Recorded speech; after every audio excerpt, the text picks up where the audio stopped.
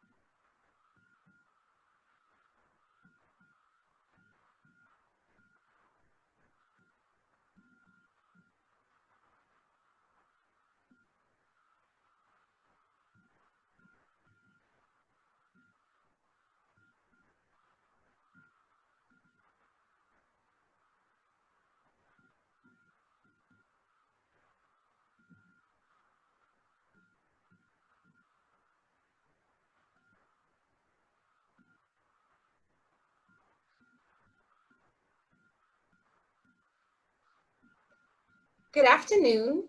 Welcome to today's webinar, Forget the Fads, Eat Your Way to Health. This is Afia Bediako, Program Coordinator with WorkWell NYC. I'm going to offer a quick introduction about WorkWell NYC before passing this on to the doctors who will be leading today's webinar.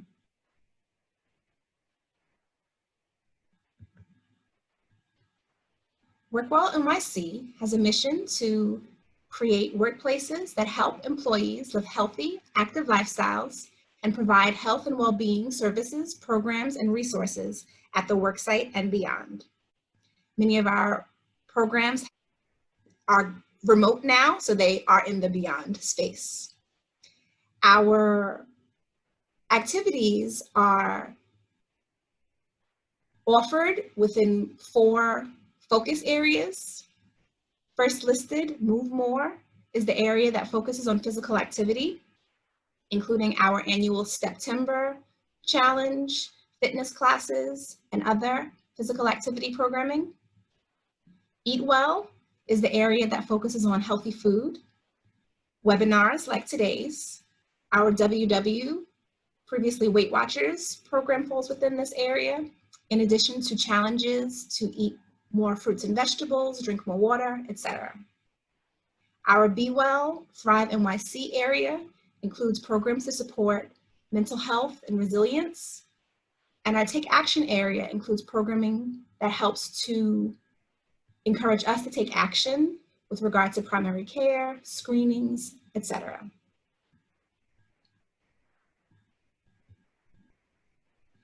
Today, will be led by Dr. Michelle McMacken and Dr. Sapana Shah.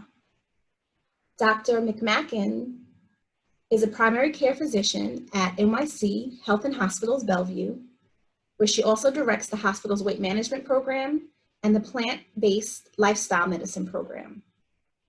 Dr. Shah is a primary care physician at NYC Health and Hospitals Bellevue. Dr. McMacken.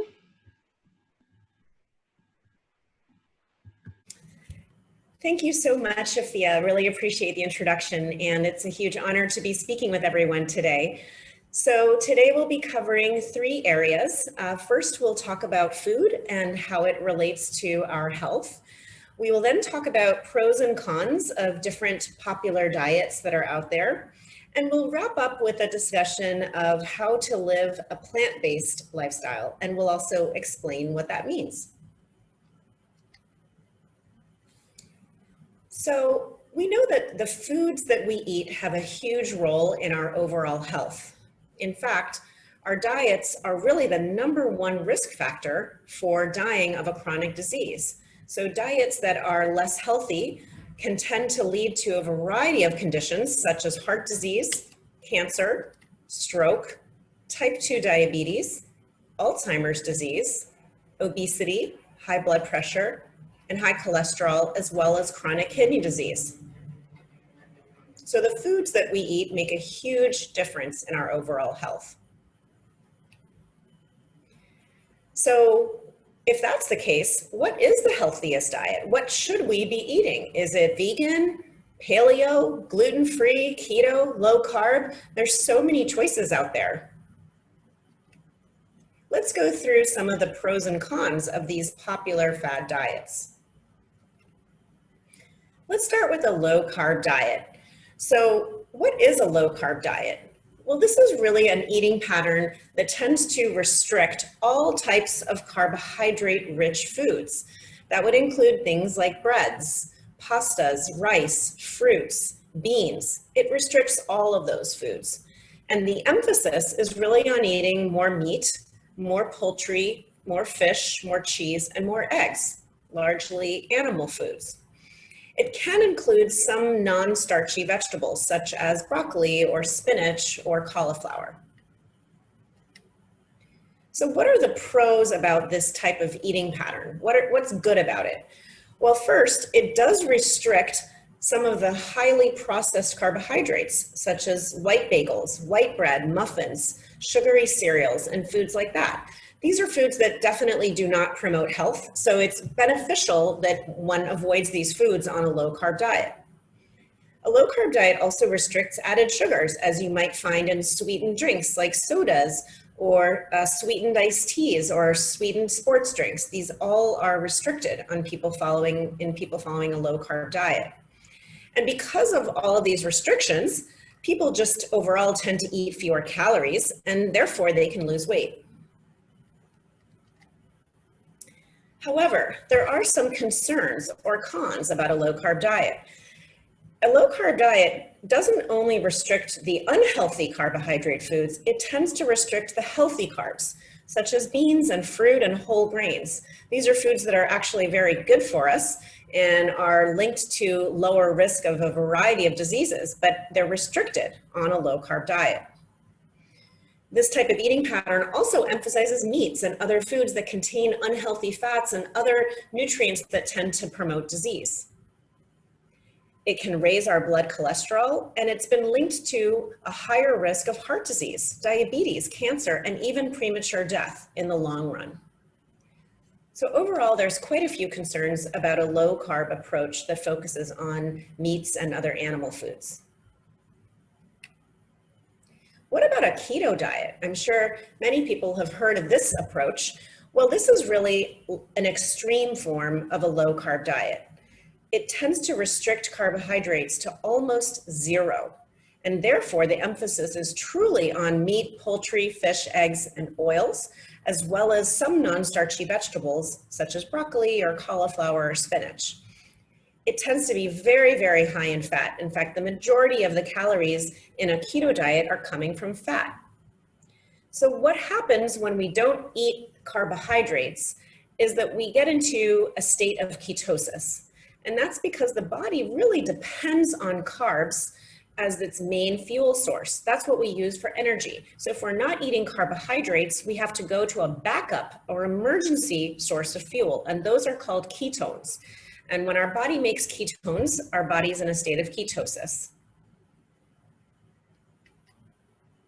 So what are some good things about a keto diet? What are the pros?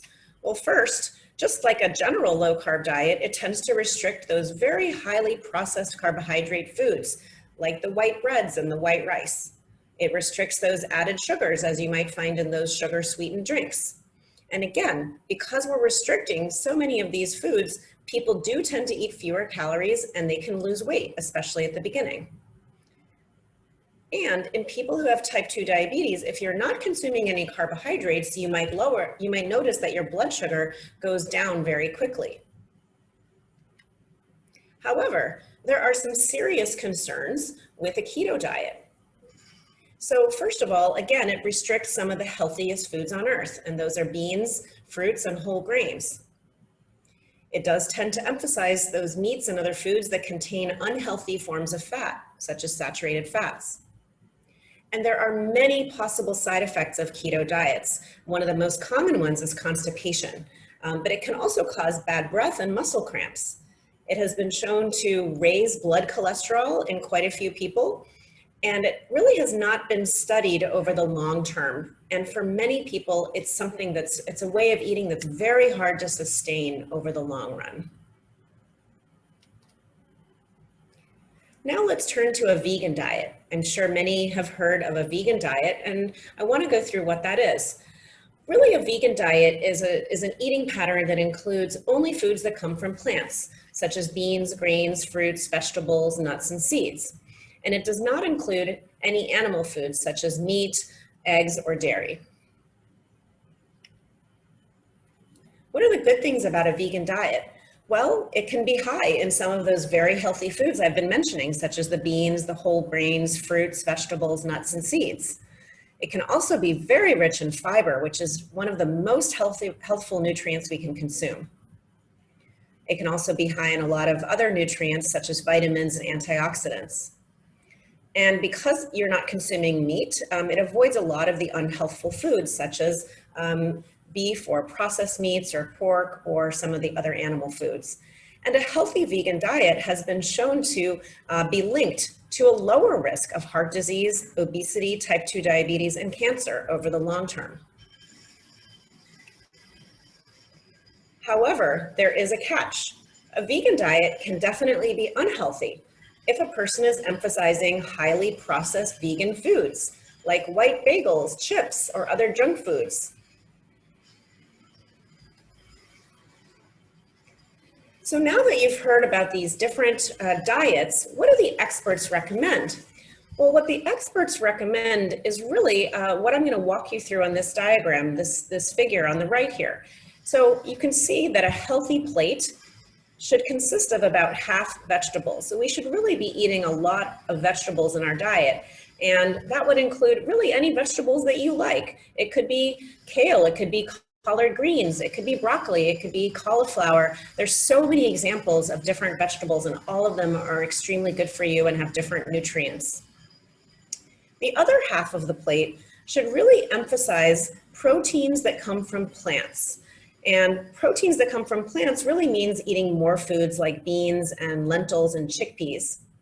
It also should emphasize whole grains, and we'll talk a little bit later about what a whole grain is. And finally, it should emphasize fats that come from plants. So that means foods like nuts and seeds and avocado, as well as some plant oils. It really de-emphasizes the added sugars, the animal foods, and the highly processed foods. We really should limit those foods on the plate. And this is really what the consensus is around foods that tend to be healthy for us as humans, as well as for the planet. So you might be wondering, okay, this all sounds great, but can you just tell me, what should I actually be eating?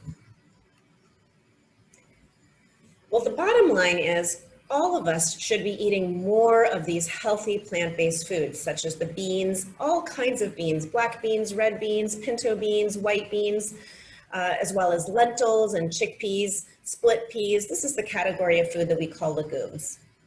We also should be eating more whole grains like oats and brown rice, quinoa, and whole wheat products. We should be eating a lot of fruit. Fruit is very good for us, especially when we consume it as whole fruit rather than as juice. And we should be emphasizing a lot of vegetables as well as some nuts and seeds. What should we be eating less of? Well, really the animal foods and the processed foods. So especially processed meats like bacon, sausage, ham, cold cuts, and deli slices. These are all meats that have had preservatives added to it, or they're salted, or they're cured or fermented, and they have a lot of health risks associated with them, including cancer and type 2 diabetes, as well as heart disease. We also want to be avoiding or limiting the unprocessed red meats, such as beef, pork, and lamb. We should certainly be limiting poultry and fish. These should be ideally consumed less than twice a week, and as well as eggs, cheese, and ice cream, and some of the highly processed foods like white breads, crackers and rice, chips, candies, and baked goods, and sugar-sweetened beverages. So these are all foods that we really want to limit in our diets. So when you put it all together and you're eating a diet that's really rich in the healthy foods and low in these unhealthy foods, what can you get out of that? Well, we know that this eating pattern can help reduce the risk of heart disease, which is the #1 cause of death in the United States. It can help reduce the risk of high blood pressure and even treat high blood pressure. It can lower high cholesterol. It can reduce the risk of type 2 diabetes and even help type 2 diabetes get better. It can reduce the risk of cancer. It can help people be less constipated, help get you regular. It can reduce the risk of obesity and help people lose weight. And it can help reduce the risk of chronic kidney disease and help the kidneys from getting worse if you already have chronic kidney disease. So there are so many benefits from eating this way. I will just say that as a practicing doctor, I've seen many of these benefits in my own patients over and over when they eat more of a plant-based diet, and it's extremely rewarding to see. And I know my colleague, Dr. Shah, has had the same experience. Why does a plant-based diet work? What is it about this type of nutrition that makes it so beneficial? Well, first of all, it's really high in fiber. And fiber is one of the healthiest nutrients we can consume. Of course, fiber is only found in plant foods. No fiber is found in any animal foods at all. So you really need to eat plants to get your fiber. Plant foods are also very, very high in antioxidants. They really have the corner on the market when it comes to that. And antioxidants are great for reducing cancer risk and reducing inflammation and other benefits. Plant foods have lots of vitamins and minerals. They help us have healthier gut bacteria because we know that the foods that we eat tend to change the type of gut bacteria that we have. So if you eat healthy foods, you tend to have healthier gut bacteria, and that makes your overall health better. And finally, these foods tend to be very anti-inflammatory, which is wonderful for people living with inflammation as far as, for example, joint pains or other inflammatory issues. Also, plant foods are low in cholesterol. In fact, they have 0 cholesterol because cholesterol is only found in animal foods.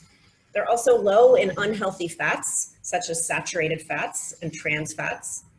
They are low in added sugars. And if you're eating healthy plant foods, they are not highly processed. So all of this together is really what brings the benefit of a plant-based diet. So even though I just used the word diet, I actually don't want you to think about this as a diet. That word diet sounds very temporary to us. And really what you should be thinking of instead of going on a diet is about making a lifestyle change. This is something that you want to keep up for a long time, and you want to involve your family. You want to build this into your lifestyle. So when you make a lifestyle change, you can start by taking small steps. You don't necessarily have to do this overnight. You just want to gradually work into these healthier habits and help them stick by fitting them into your life and your family and your traditions. You want to find joy in these changes. Nobody's going to stick to an eating pattern that they don't find enjoyable. And you certainly want to keep up these habits long term so that you can really reap the benefits. So now let's go through some of the building blocks of a plant-based lifestyle. First of all, I've talked a lot about fruits and vegetables. How many should we really be consuming per day? Well, we know that when you consume up to 10 servings of fruits and vegetables a day, that really gives you the lowest risk of cancer, heart disease, and even premature death. So ideally, you should try to include 1 to 2 servings of fruits and vegetables with every meal that you consume. But don't worry, if it seems to you like it might be hard to get 10 servings in right at the beginning when you're switching your lifestyle, just know that every single serving you eat counts. So the more you do, the better you are. Even if you're starting from very few and you're just adding a few to your diet, that's wonderful. Just try to keep going. You want to choose a variety of different colorful fruits and vegetables so that you get a variety of nutrients. And there's a special benefit from berries, as well as citrus fruits like oranges, leafy greens like spinach and kale and collard greens, bok choy, and cruciferous vegetables like broccoli and cauliflower. These are really, really nutritious foods for you. What about protein? I think a lot of people think that protein really only comes from meat or other animal foods. But the truth is, there's a few myths about protein. First of all, most people are already getting almost double the amount of protein that they need, and they're getting it from animal foods. The reality is that plant foods, such as beans, are really the healthiest source of protein, and you can get plenty of protein from these foods. So you should think about beans, lentils, chickpeas, split peas, tofu, tempeh, peas, nuts, seeds, oats, brown rice, and quinoa. All of these have lots of protein. And when you eat a variety of these foods throughout the day, you will get plenty of protein and get it from the healthiest possible place. So really you should be aiming for about 3 or more servings of legumes every day. And again, legumes are those beans, lentils, chickpeas, split peas. These are an excellent source of protein. They also have fiber, iron, magnesium, potassium, and zinc. So they're so good for you. And just so you know, a serving is about 1/2 cup of cooked lentils, beans, split peas, tofu, or tempeh. It's 1/4 cup of hummus or bean dip, and it's 1 cup of fresh peas, just so you have an idea of what a serving is.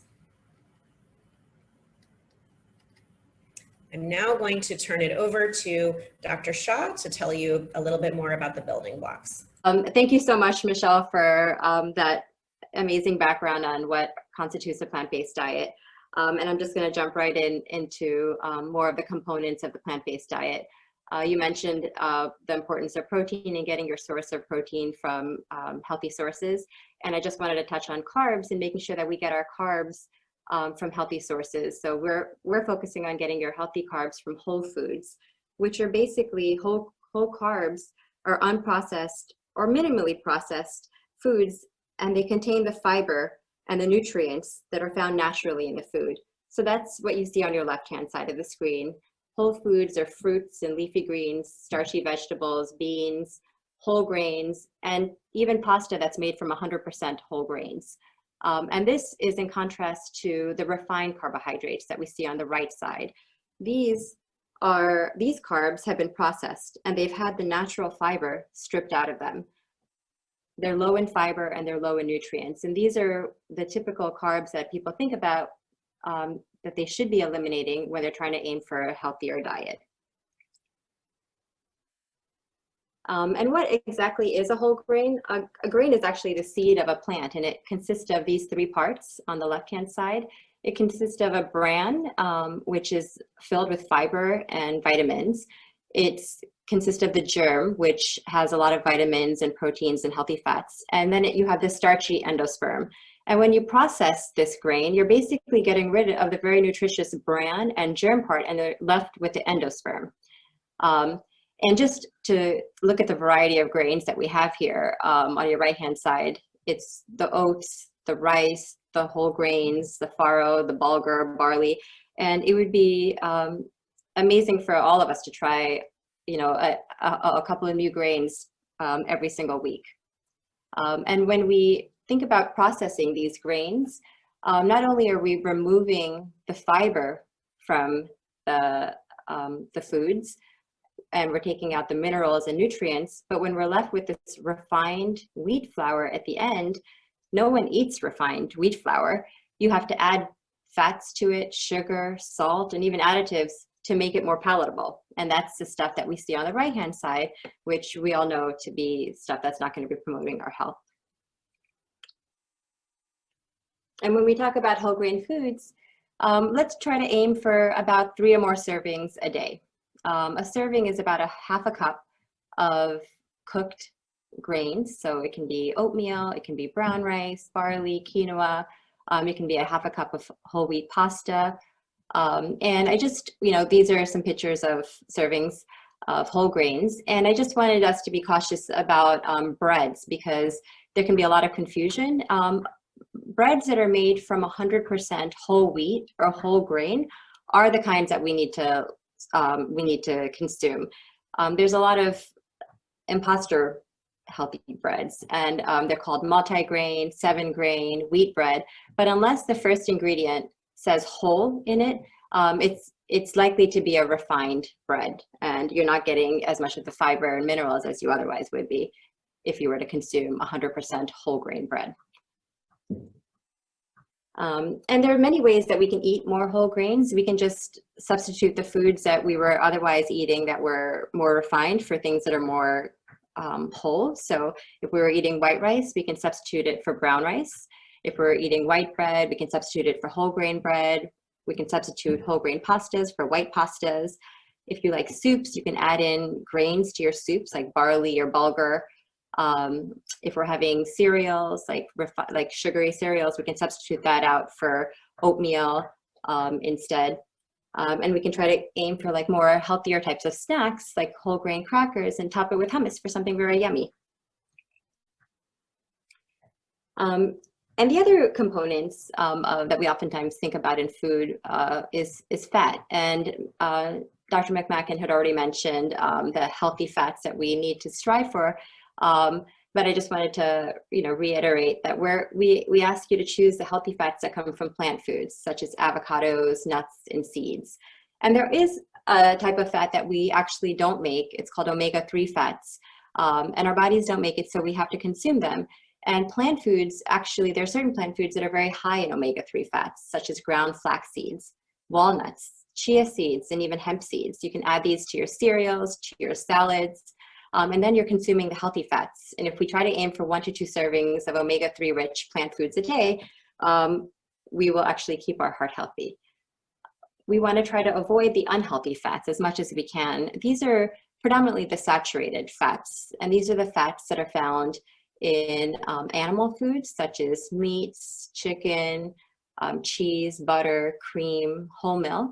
But it's also found in certain oils. They're very high in coconut oil and palm oil, which are in a lot of the processed foods that we eat. So it's always good to look in the back and the ingredient section and see if you see these oils that are high in saturated fats, because you really want to avoid them, because these are the fats that are linked to increasing our blood cholesterol level, and they're also linked to increased risks of heart disease, stroke, and diabetes. So what are the steps that we can make to ensure that we're having success in our plant-based journey? Well, the first thing is just to realize that we don't want you to eat salads all day long. Green salads, not only is it not appetizing, but it's not going to keep you full. There's very little calories in that. What we do want you to do is try to explore different kinds of foods. Make it colorful. Make sure you're feeling full. Adding to that, if you're having a salad, adding grains and starchy vegetables to it. So this is like what a typical meal, a day's meal would look like. A day's worth of meals would look like. And it can sometimes be hard to just start and change your diet altogether with breakfast, lunch, and dinner. So try just taking one meal at a time and making it plant-based. So one week you focus on breakfasts and you try different kinds of plant-based breakfasts, like overnight oats or green smoothies or tofu scrambles, depending on what you enjoy eating. Or you can maybe the following week tackle lunch and try different kind of lunch options to see what you would like, whether lentil soup or bean burritos or sandwiches like hummus sandwich or chickpea salad sandwiches. And then maybe the third week you try and tackle dinner with the family, and you can make versions of foods that you otherwise would be eating, but try to make it more plant-based. So pasta primaveras, bean chilies, lentil tacos, whichever meals you want. And that way you're becoming more skilled at making different types of meals for breakfast, lunch, and dinner. It's sometimes easy just to swap out foods that you already like for other foods that are plant-based that are similar. So if you happen to like burritos, beef burritos with cheese, you might want to substitute that out for a corn and bean burrito with vegetables and avocados. If you're someone who likes to eat soups and you like chicken noodle soup, maybe you would want to switch over to other types of lentil soups or pea soups. If you like burgers, switching over to plant-based burgers. There are a number of different types of burgers that are in the supermarket right now that you can try that are very tasty. There's always meals. I think it's always best to try swapping out foods that you already like with something very similar that's plant-based. And it's really good when you start this journey to make sure that you have foods that you can prepare healthy meals with. So stock up your kitchen, go and get your vegetables and fruits. And it doesn't matter if it's fresh or frozen, they all work. Legumes are good to have in your pantry, like a variety of beans and lentils and chickpeas. It's very good right now because you can actually just store it in the pantry and it's good for months. You can get dry or canned legumes, and they both work. Try to purchase a variety of whole grains so you give yourself options to prepare your foods with, whether they're oats and rice or barley, quinoa, whole grain breads, whole grain pastas, corn tortillas. Make sure you have some nuts and seeds to add to your food so that we add in those healthy omega-3 fatty acids. It's always good to have nut butters at home. And if you're feeling adventurous, going out and buying some tofu and tempeh, there's lots of recipes that incorporate those ingredients. And it's good to have non-dairy milks in your refrigerator as well, so you have options. This can be almond, soy, there's cashew milks, oat milks, and just try to choose the unsweetened variety and see which one you prefer. They all have a different taste, and it just takes a little bit getting used to. The fifth thing to do is to ensure success is just to plan your meals and prepare ahead of time. No one has time to prepare a fresh meal every single day for every meal. And so we like to do batch cooking and meal preparation. So you can do that maybe over the weekend. Take a couple of hours to prepare different kinds of beans or whole grains and cut the vegetables and fruits up so that during the week, you're basically just assembling the foods and putting it together so that it's a little bit easier. And try to double the amount you're making for dinner so you have enough for lunch so you don't have to worry about the next day's meals. It's really important to aim for like a balanced plate. We want you to fill half of your plate up with vegetables, which is the bottom half, and all kinds of vegetables, carrots, broccoli, spinach, peppers, so rich in vitamins and minerals. But a plate just of vegetables is not going to keep you feeling full, and you're going to be hungry in another hour. So it's really important to add in plant-based proteins like beans and lentils and tofu, as well as starchy vegetables or whole grains. So try to aim for half of your plate being your whole grains and legumes, and half of your plate being vegetables so that you feel full and satisfied. And during the day, again, like Dr. McMacken said, try to aim for at least 1 or 2 servings with each of your meals of fruits. And wherever you can add those healthy fats in, it would be good to do nuts and seeds. So for example, if you were to look at this bowl, what would you think would be missing from this? Does this look balanced to you? Just a bowl of veggies?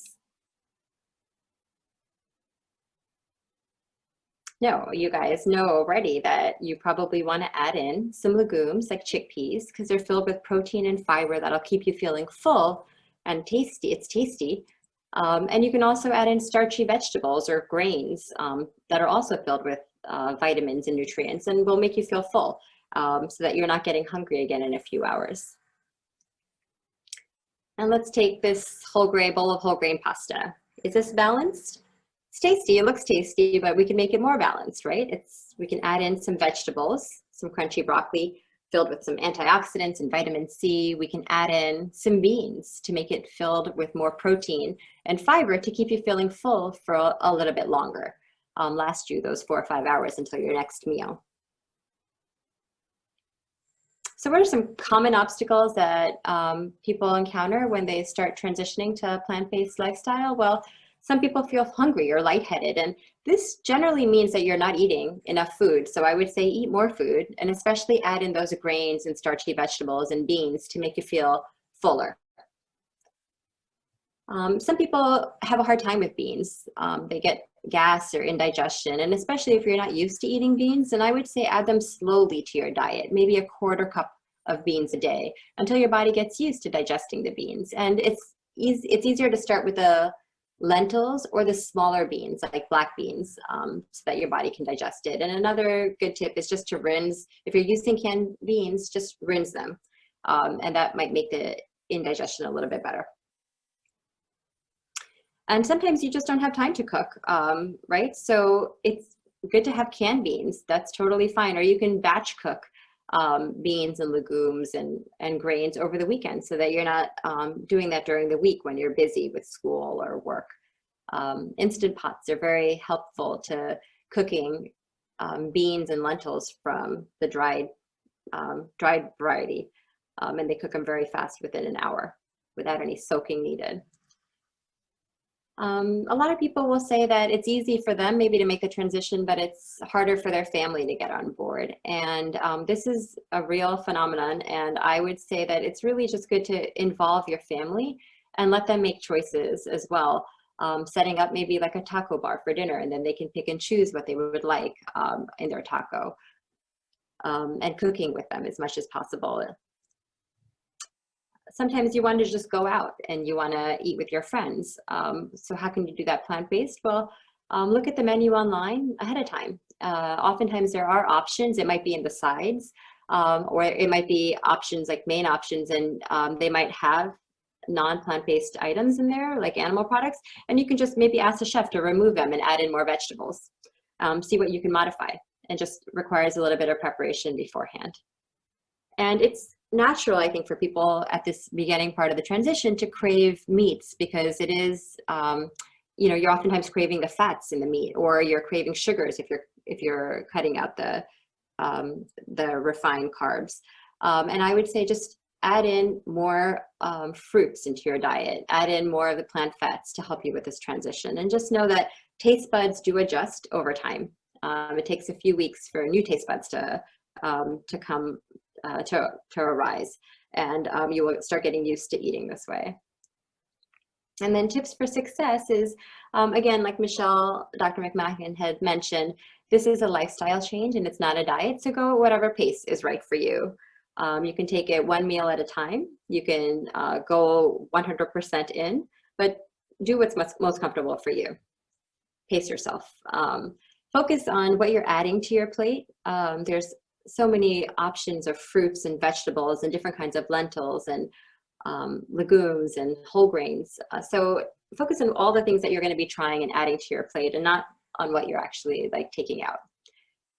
Keep in mind that you actually may need to eat more food, because plant foods have less calories. And so if you find yourself eating more food, that's actually fine. That's normal.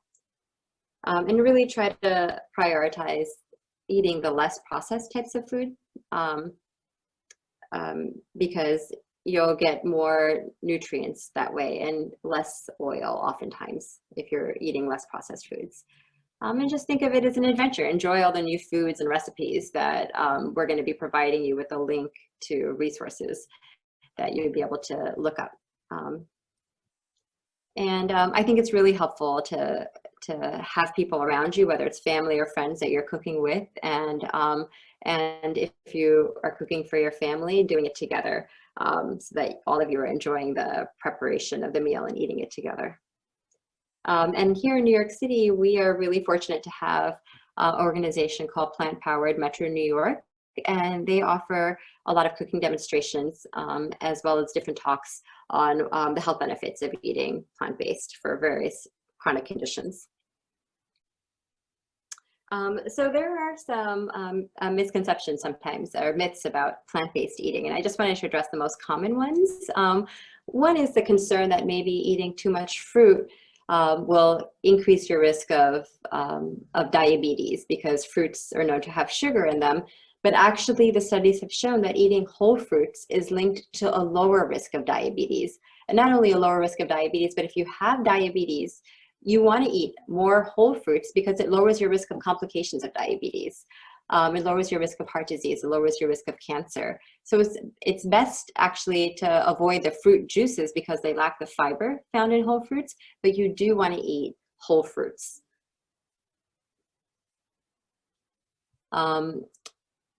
some people might think it might be more expensive to eat plant-based, but actually some of the healthiest foods that we're talking about, the legumes, the whole grains, such as rice and beans, are the least expensive foods that you'll find in the supermarket.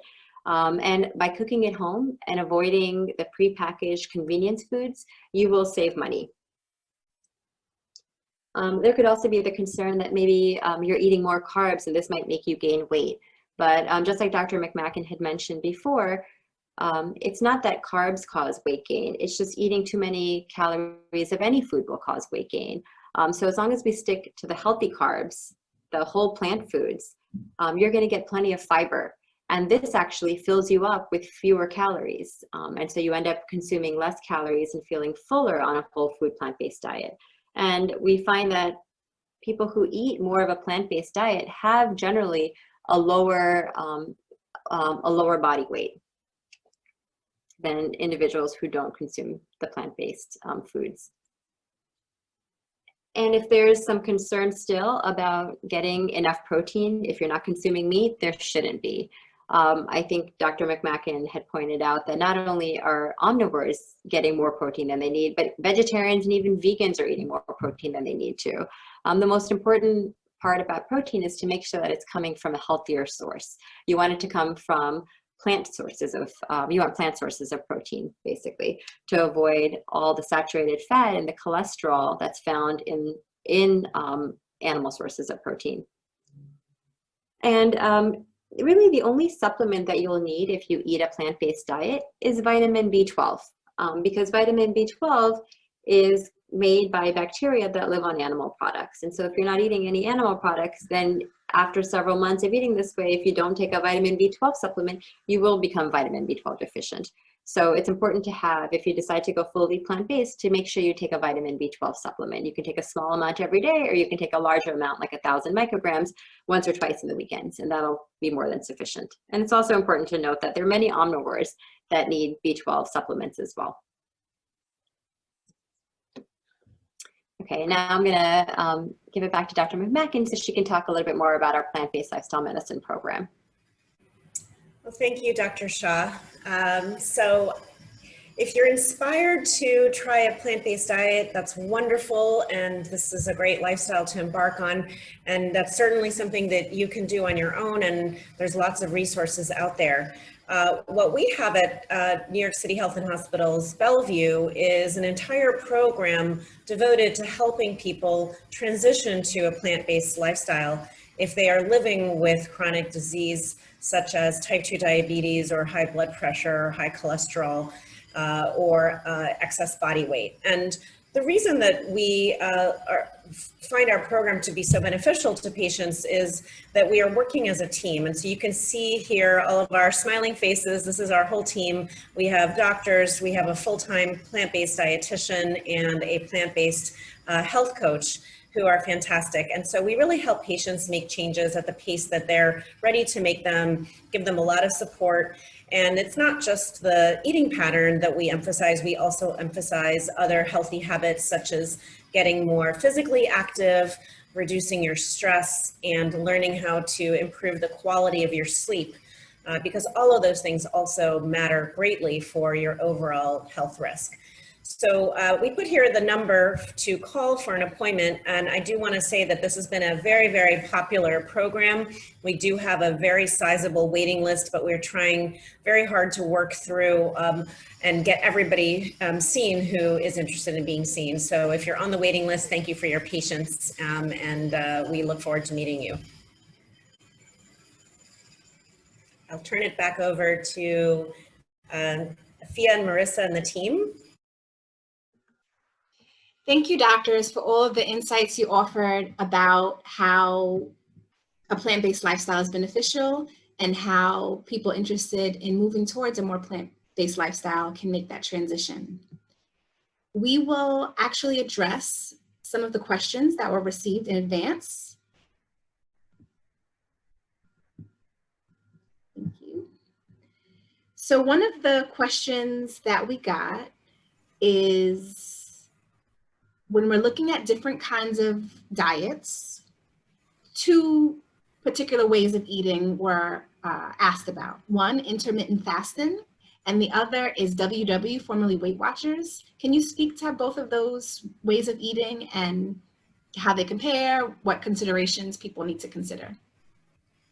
Sure, I can address that question. So that's a wonderful question about intermittent fasting, which is something that's been all over the news for the last few years, and I think a lot of people are interested in learning more about it.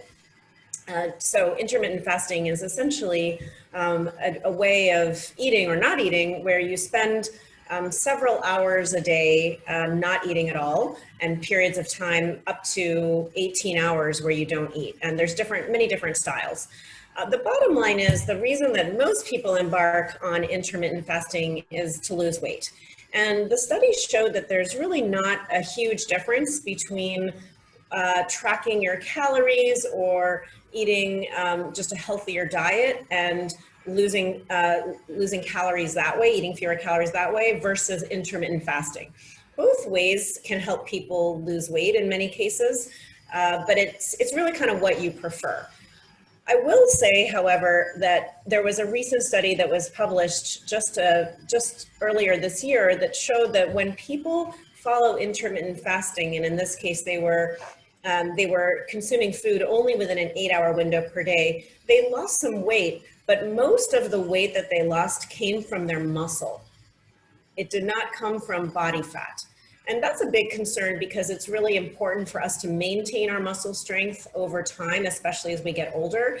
So it's a caution around intermittent fasting. And I would just say that in general, the most important thing you can do is to eat the healthiest foods possible, whether you're eating them in a short window of time or over the full day. The most important decision you make is the types of foods that you're consuming.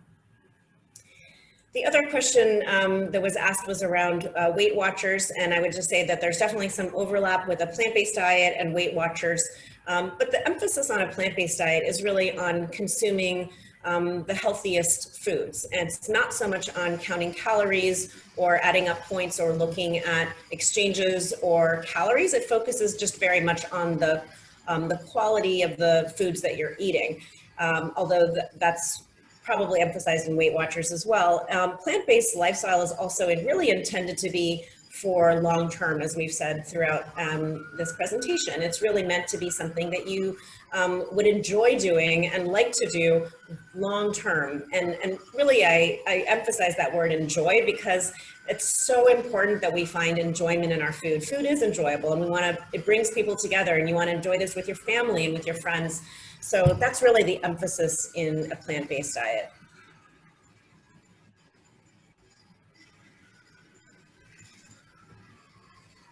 Thank you for that.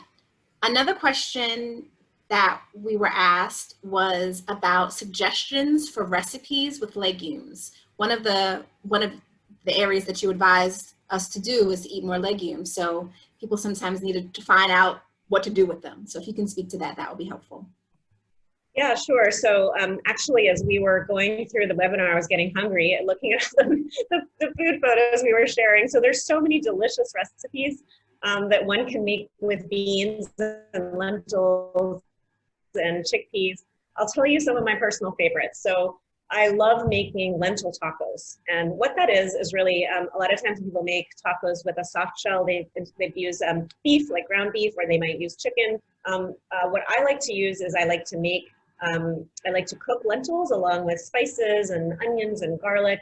And when you make them really savory like that, you can spoon them onto your taco, and it kind of has the appearance of ground beef, but it's filled with so many delicious and healthy nutrients and fiber.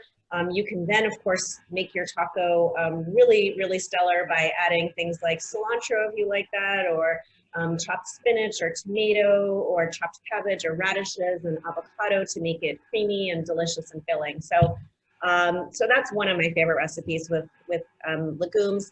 I also love using hummus. Hummus is, you can buy hummus or you can make hummus, but either way, all it really is just a chickpea paste. So you're taking chickpeas and you're blending them, adding some tahini, and it really makes a flavorful, delicious spread that you can use on sandwiches, or you can use it on baked chips or on tortillas or whatever you happen to like. I also really like the the recipes that are out there, if you just Google them, for chickpea tuna. So like a chickpea tuna fish sandwich is supposed to have the flavors of tuna fish, but it really is made from chickpeas. So again, this is a really healthy swap because you're getting a lot of fiber and you're getting a lot of other healthy nutrients from the chickpeas with this delicious taste that you can put on your sandwich. And so I encourage you to, we showed a picture of one of them earlier, but I encourage you to Google that, and there's great recipes online for those. I also love a good tofu scramble. And I don't know about you, I did not grow up eating tofu, but I came to love it once I learned how to cook with it. And there's tons of recipes for making a tofu scramble that you will not necessarily want to go back to eating scrambled eggs once you've had a really good scrambled tofu. It's delicious, it's savory, it's filling, it's got tons of protein, as well as fiber and calcium. And it's a great, it's actually a great breakfast. So I could probably go on, but I'll stop there with my legume ideas. The final question that I'll ask, we got several questions about those wanting to avoid or living with certain kinds of conditions. You spoke about chronic conditions like hypertension and diabetes. We also got questions about arthritis and hypothyroidism. I'm not sure if there's anything about those conditions that you'd want to offer with regard to plant-based diet. Sure. So we know from the scientific studies that are out there that the clearest evidence is that a plant-based diet lowers your risk of heart disease, high blood pressure, high cholesterol, type 2 diabetes, cancer, and obesity. Those are really the most clear evidences for those conditions. We also do know, however, that a plant-based diet tends to be very anti-inflammatory, and there's some suggestion that it can reduce the risk of autoimmune diseases, but it's not clear in the evidence. I would just say that for anyone who has hypothyroidism or an underactive thyroid, I would not stop your medication. And of course, I wouldn't stop any medication without talking to your doctor first. But you will notice, no matter what, if you're living with a condition that may not necessarily improve with a plant-based diet, there's so many other things that improve that we're all at risk for, that I had mentioned before. When it comes to arthritis, I think what I have seen in my practice is that people who are living with osteoarthritis, which is the most common type of arthritis that many people get as they get older, where they have knee pain or hip pain, that can actually often get a lot better when people eat a healthier diet, such as a plant-based diet, because there's a lot of antioxidants and a lot of other elements that can reduce the inflammation that people feel in their joints, and it can also result in some weight loss. And we know that when people even lose a little bit of weight, a few pounds, it can really ease up the stress on the joints, and that helps people feel better as well. Thank you. We'll transition into our closing slides, which are about upcoming programs within WorkWell NYC. Unless you both have any additions to add at this time, we can take off the video and I'll offer our other slides for the rest of the presentation. Thank you again so much, Dr. McMacken and Dr. Shah. So we'd like to invite listeners to participate in several up and coming events. Coming up October 21st and 22nd, Caring and Coping, our 2-day digital event series, and the registration information is listed. We invite you for ongoing participation in our digital classes, including physical activity classes and yoga and meditation. This fall, we're inviting people to get the shot, not the flu. And there are several ways to take advantage of free flu shots that are available to city employees. And lastly, we invite listeners today to stay in touch with WorkWell NYC via email, by visiting our webpage, or through our social media. Thank you again, doctors. Thank you again, participants. That concludes today's webinar.